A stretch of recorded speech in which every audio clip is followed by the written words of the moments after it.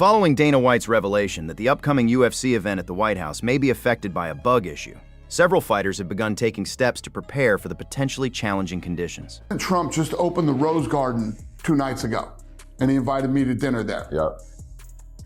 The amount of gnats that were flying around, I'm like, holy shit. As soon as I got on the plane, I called my head of production and said, yeah, let me tell you about the gnat situation tonight. My head of production, I was like, maybe we put fans in that can, because gnats have a hard time in the wind. Yeah. I don't know, man. These are all the little details that we have to think about. That's why I don't like fighting outside. Islam Makhachev had a painful moment during a recent training session, getting kicked in the groin while sparring with a younger opponent at the gym.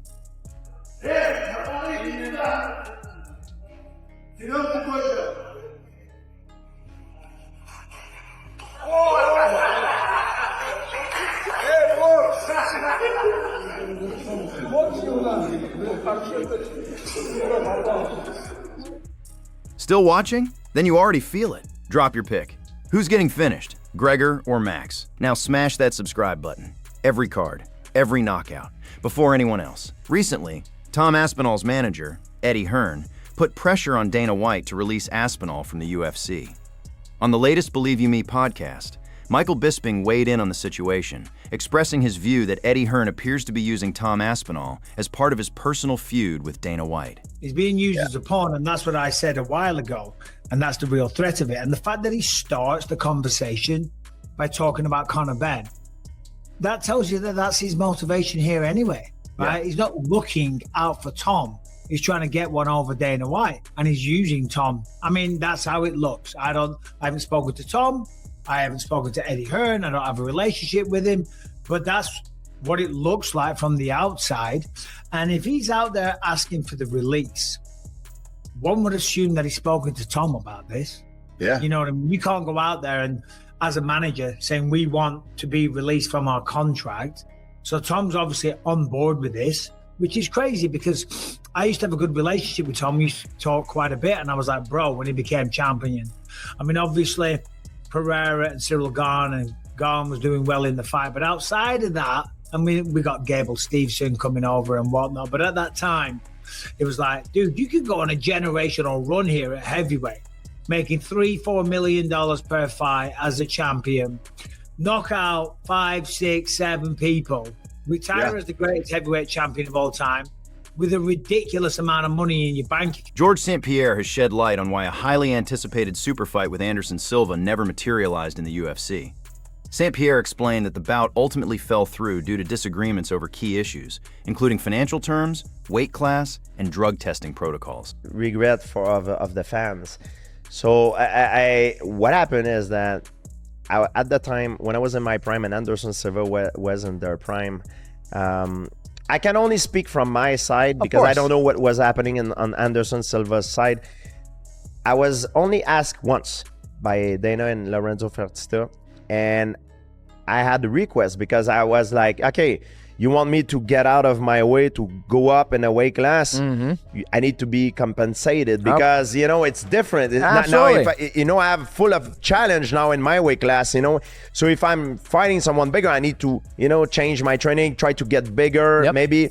So my request was like, if I fight Anderson Silva, I wanted to be put in the contract. I wanted to be compensated better, one. I wanted to be done in a catch weight because Anderson fought in Pride at 170. Yeah, and I knew he could go down. I don't know if he could have gone down at that moment of his career because he got. It seems like he got heavier as time goes by. I don't know. Maybe it's only an impression, but so he was in a catch weight. So I could, after that, go back because I saw what happened with Roy Jones. He went up and then tried to go back, get knocked out by Antonio Tarver. And it's easier to go up. But it's harder to go back down. Yes, that was for this reason. I know, physically, if I go up, I needed to go back down because I wouldn't spend my career there. So and the third one was I wanted to have drug testing implement.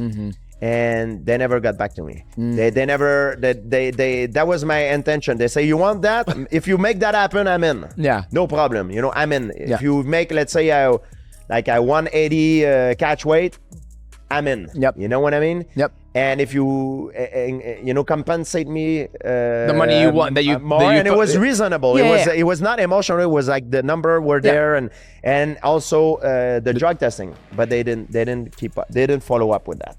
I don't know what if they ask Anderson about that, but they Ben Askren is slated to step into the ring against Belal Muhammad at RIF 11, scheduled for July 18th. In a recent conversation with Ariel Helwani, Askren revealed that this bout will be a one-time appearance, with no plans to compete again following the event. The RIF 11 card also features a notable matchup between Colby Covington and Arman Tsarukyan. When asked about this particular fight, Askren shared his assessment, viewing the matchup as a virtual coin flip. Are you putting together any of the matches? Yeah, that's part of my job. Oh, wow, okay. Arman Colby, who do you like in that? That's interesting. I don't make all the matches. I did not make that match. I was interested because Arman is going up in weight. I think they're wrestling at I believe it's 185, whereas Colby's wrestled a bunch of his matches at 200 pounds. That's obviously inflated from their fighting weights. Their fighting weights are 55 and 70. Colby's clearly a larger person. I don't know. I'm very split on it. I think it's kind of a coin flip. Colby Weidman was a fun one. I thought that would be really competitive, and it was. Arman did have some close matches against Giorgio Poulos, who was he was an all right college wrestler, I guess we'll say. So I don't really know what to expect. I think it's gonna be competitive. I think it'll be close. I'll go Arman. UFC Hall of Famer BJ Penn faced multiple arrests in 2025, stemming from a domestic dispute involving his mother. These incidents led to significant public speculation regarding his mental health. Now, a judge has formally ruled Penn mentally competent to stand trial. This decision follows a court-ordered evaluation, part of the legal process tied to his arrests over the past year. The official court order, signed by the judge, states, "The court, having reviewed the reports of the defendant's appointed examiner and noting that neither the state nor the defendant's counsel contests the findings and contents of the report, finds by a preponderance of the evidence that the defendant is fit to proceed." Moving to other news, the much-anticipated superfight between former UFC champions Anderson Silva and Georges St-Pierre was a consistent talking point when both men dominated their respective divisions. Despite widespread desire, this colossal matchup ultimately never materialized. Georges St-Pierre recently discussed the bout with Demetrius Johnson, revealing the fight fell apart because the UFC was unwilling to agree to the specific conditions St-Pierre had proposed for the contest. Biggest regret of the fans. So what happened is that at the time when I was in my prime and Anderson Silva was in their prime, I can only speak from my side because I don't know what was happening on Anderson Silva's side. I was only asked once by Dana and Lorenzo Fertitta, and I had the request because I was like, okay, you want me to get out of my way to go up in a weight class? I need to be compensated because it's different. Now if I have full of challenge now in my weight class, so if I'm fighting someone bigger, I need to change my training, try to get bigger, maybe. So my request was like, if I fight Anderson Silva, I wanted to be put in the contract. I wanted to be compensated better. One, I wanted to be done in a catch weight because Anderson fought in Pride at 170. Yeah, and I knew he could go down. I don't know if he could have gone down at that moment of his career because he got. It seems like he got heavier as time goes by. I don't know. Maybe it's only an impression, but so he was in a catch weight. So I could after that go back because I saw what happened with Roy Jones. He went up and then tried to go back, get knocked out by Antonio Tarver. And it's easier to go up, but it's harder to go back down. Yes, that was for this reason. I know, physically, if I go up, I needed to go back down because I wouldn't spend my career there. So and the third one was I wanted to have drug testing implement. And they never got back to me. They never. That was my intention. They say, you want that? If you make that happen, I'm in. Yeah. No problem. I'm in. If you make, let's say, like a 180 catch weight, I'm in. Yep. You know what I mean? Yep. And if you, compensate me The money you want, that you more, that you and it was reasonable. Yeah, It was not emotional. It was like the number were there, and also the drug testing, but they didn't keep up. They didn't follow up with that. I don't know what they did, if they asked Anderson. Ben Askren is showcasing excellent form as he prepares for his upcoming RAF matchup with Belal Muhammad. A recent training video captured Askren looking sharp, demonstrating a series of wrestling techniques. It's clear his grappling skills remain as fluid as ever, despite his extensive layoff from competition. So next one we're doing same thing. We're doing one type and one of the other type. So this time drag and they pull, right? So he's on me, I go chop drag, yep, and he pulls back. He doesn't want me dragging that side, so I go chop drag, he pulls. Look right there, drop this one. Ooh, that's a perfect match right here. So this leg is back. This is what you guys are just talking about, right? Sometimes on split grip, it's more like that leg ends back. So as I'm going to it, one of the things we don't want, this is what you're saying is, if I pull this and the leg's end up on the other side of my body, this could be really bad, right? So if this leg ends up back, a lot of times I'm gonna go here, I'm just gonna kind of block it right there, and that allows me to bring them together better, and then hit my roll. Okay, so you guys see what I was doing there by using my knee to block the heel, to scoop it in so it doesn't end up too wide. Okay, can you follow that same way? And I'll try to. Okay, so boom, boom, boom, drop them down, boom, chase it. There's your leg transition right there. Okay, questions? Harder, we need to pull them apart. Michael Chandler is set to face off against Mauricio Rua, not at the White House, but in an upcoming bout.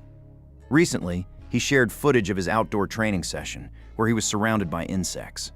Chandler seemed unfazed by the bugs and even went as far as eating one that landed on his face. In other training news, Trevor Whitman, Justin Gaethje's coach, is taking a unique approach to prepare his fighter for potential outdoor conditions and heat.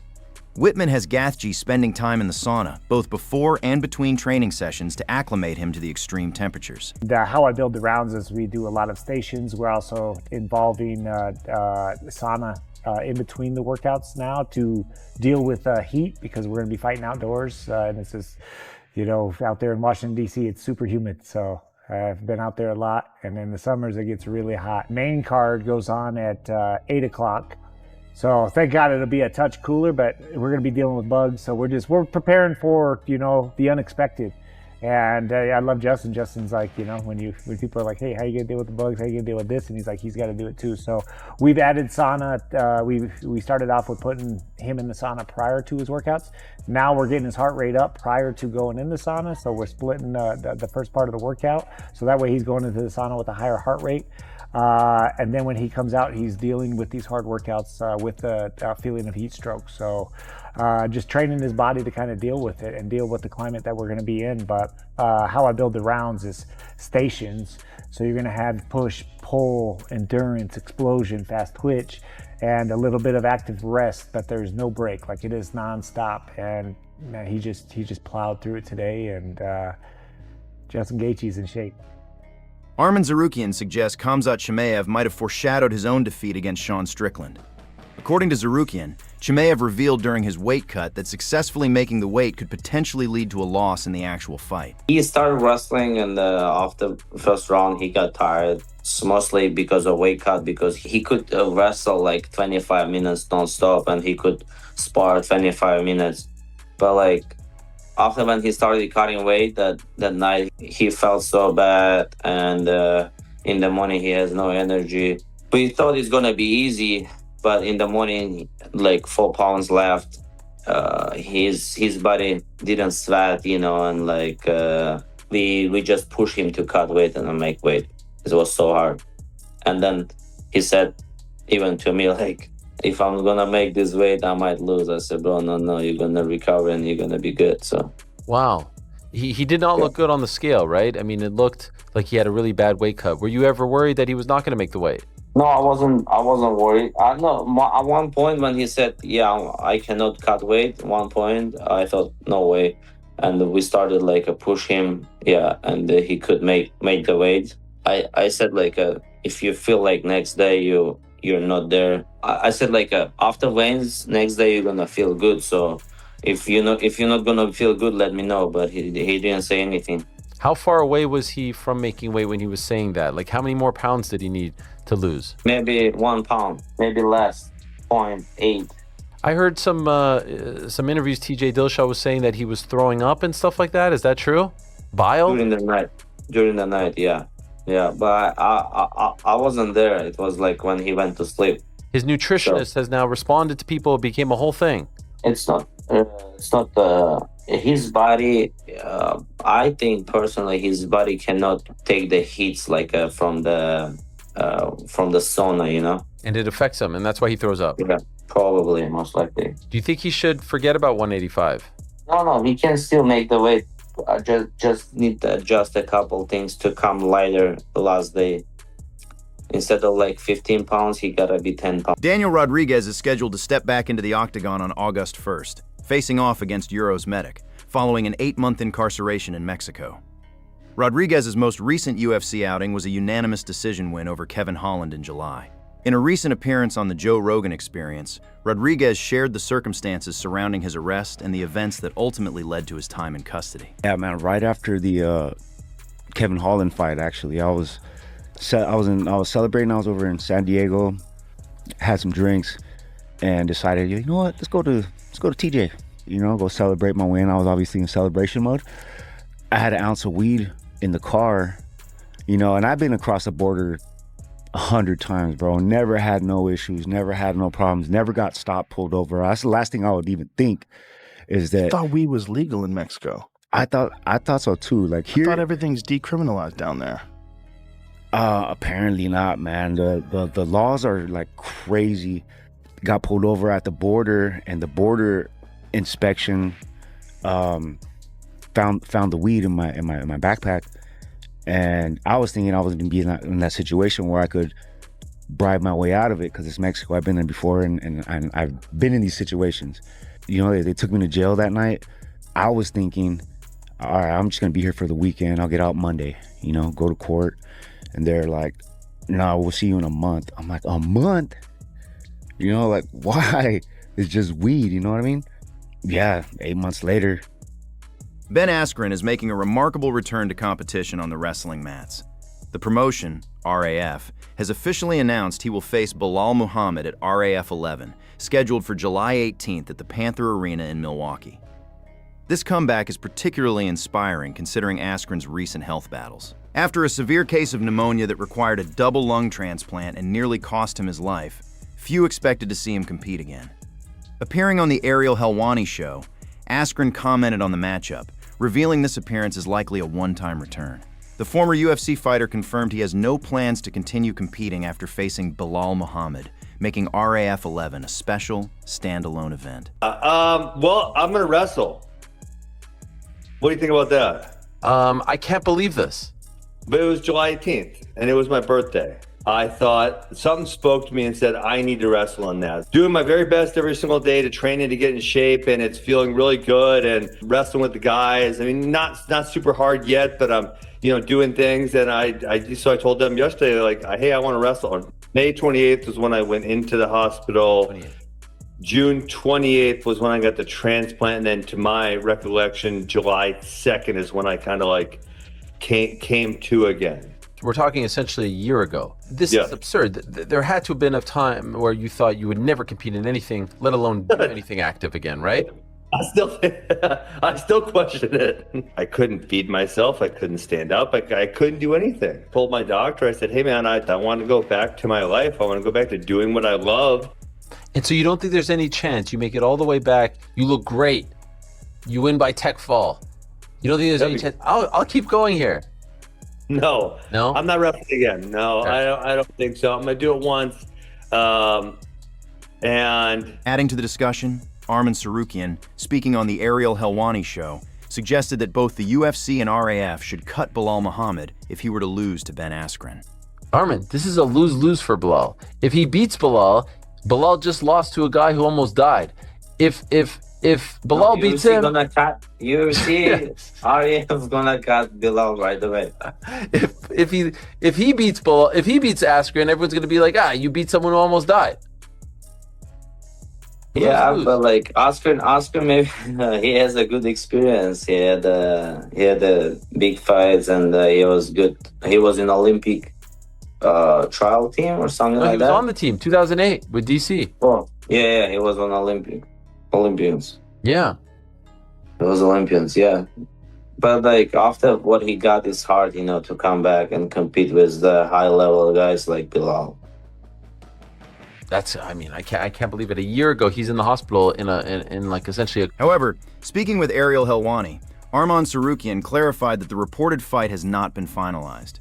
He emphasized the matchup is not official, admitting he still doesn't know who his next opponent will be. Yeah, today on my YouTube, I say I might fight in September, and everybody posts Arman is officially fighting with. And I said I might fight this guy. It was Oliveira because you never know. And I said I might fight him too.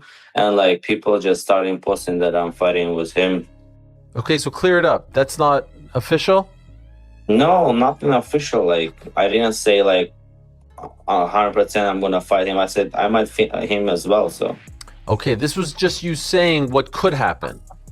Yeah, it could happen. Everything. So.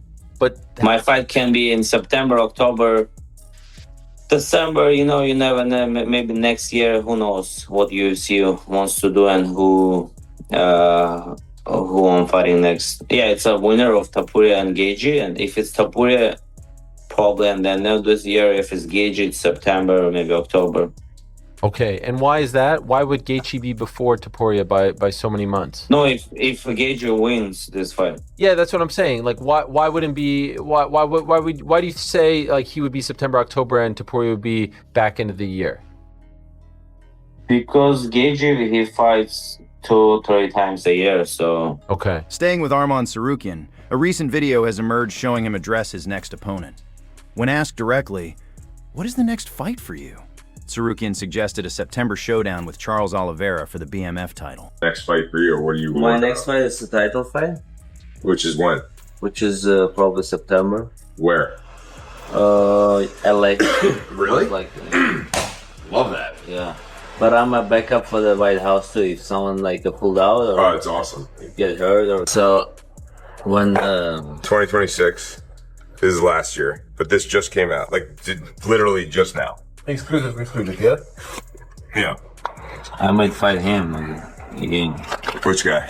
Oliver. Dustin Poirier and Jorge Masvidal recently took a jab at Conor McGregor, mocking his claim that he's been sleeping in the gym as he prepares for his highly anticipated rematch with Max Holloway. Preparation has gone very well.